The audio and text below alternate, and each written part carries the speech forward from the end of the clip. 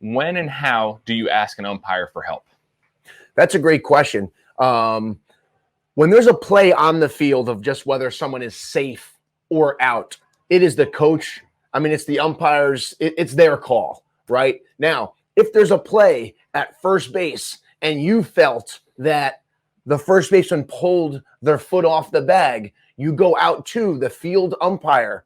You then ask him if he will ask for help. Then what happens is he can ask, or he doesn't have to ask. But most of the time, they'll ask the actual home plate umpire. They'll talk about it. And if the home umpire felt that he pulled his foot, he will then tell the field umpire. The field umpire then can either change the call, or he can just keep it the same. So if there's plays that you feel that maybe they pull their foot, or maybe it was a missed tag, you can also do the same thing for that. But if an umpire just says he thought he was out and you thought he was safe, there's nothing really to argue there. There's nothing can really happen. But you always want to make sure you go to the umpire that made the call, and you're going to ask them to then ask their partner for help. You can't go to the home plate umpire and ask for help on your own. You have to go to the field umpire first, ask him. He will then ask for help. So you have to make sure you do it in the right order.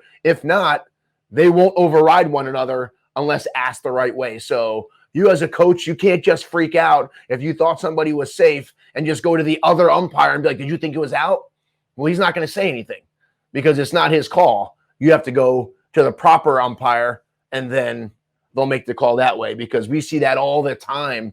And if it's done incorrectly or in the wrong order, you're not going to get the help that you need. So make sure you do it the right way. And I know, Coach Steve, when you go to the games, you know, the right way also is to ask the umpires for their names. Yeah. So you're not saying, hey, Blue, you're saying, hey, Mike. He knows your name is Steve.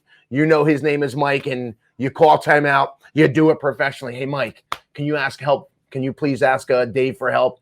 And then you step back and let them do their thing. And, because you have to deal with them all day long for the next 7 innings. So you want to try to do everything the right way, so you handle it professionally, and hopefully they'll, do respect you as well, because that was going to be my one piece, is just doing it the right way and being respectful, right? These guys, a lot of times in youth baseball and youth softball, they're either volunteers at the Little League level, or, they're out there for 5, 6, 7 games throughout the day. And the last thing they need is coaches and parents screaming at them. So, I'll tell my players ahead of time, listen, if we think there's a bad call, we're going to be respectful. I'll go out and ask for help, but we're not going to yell and scream from the dugout. We try to tell our parents there's no need for yelling and screaming from the stands. We'll go out there. We'll handle it professionally. If they get it right, great.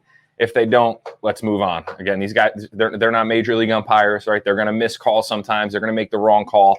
So we just have to make sure from the top down, we respect them, and we make sure that our players and our parents feed off of us. But it's a good question. I think it's tough sometimes to know when and where and really how to go about asking or challenging a call.